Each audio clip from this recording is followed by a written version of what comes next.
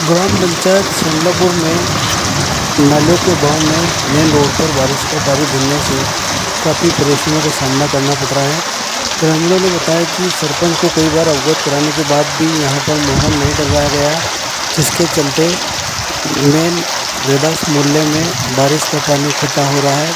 वहीं यह मार्ग होली चौक होते हुए मेन बाजार में जाता है, जिससे ग्रामीणों को आने जाने में काफ़ी परेशानियों का सामना करना पड़ रहा है। वहीं यहाँ पर लगे हेडपम्प में पानी भरने वालों को भी रोड के बराबर टच एक दो चार होना पड़ रहा है। ग्रामीणों ने जल्दी इस समस्या की मांग की है।